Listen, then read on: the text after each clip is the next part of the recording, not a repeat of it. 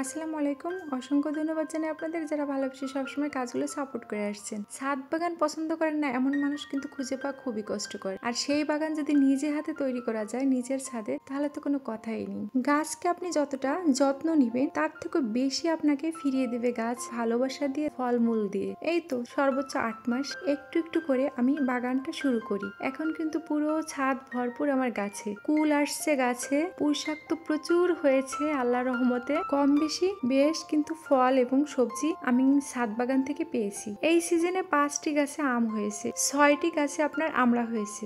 আমি ছাদ বাগানে বাইরের থেকে কোনো সার কিনে দিই না। বাসায় যে শাকসবজি খোসা থাকে সেগুলো কিন্তু আমি ছাদ বাগানে ব্যবহার করি জৈব সার হিসেবে। এক্সট্রা কোনো খরচ নেই ছাদ বাগানে। নিয়মিত চাউল ধর পানীয় গাছের গোড়ায় আমি ব্যবহার করি। প্রতিটা বড় গাছের সাইডে আমি সবজি গাছ লাগিয়ে দিয়েছি, সাইডে দিয়ে দিয়েছি। এই জন্যই বলি প্রকৃতিকে আপনি যতটা ভালোবাসবেন তার দ্বিগুণ আপনাকে ফিরিয়ে দিবে। জলপাই, লঙ্গন, মেহেদি গাছ সবকিছু কিন্তু আছে ছাদ বাগানে। যদি ভালো লাগে আপনারা কিন্তু ট্রাই করতে পারেন আপনাদের ছাদে অথবা বাড়ির আঙিনায়। সফেদা গাছও কিন্তু সফেদা হয়েছে, সজনে গাছ হয়েছে, চেরি গাছ, জামরু গাছ, মিষ্টি জলপাই, তেঁতুল সব ধরনের কম বেশি গাছ আমার ছাদ বাগানে রয়েছে। আমি হয়তো বা সুন্দর করে ভিডিওগুলো তুলে ধরতে পারিনি। সুন্দর সুন্দর ভিডিও পেতে চাইলে প্লিজ সাপোর্ট করবেন। আজকের মতো বিদায় নিচ্ছি, ভালো থাকবেন, আল্লাহ হাফেজ।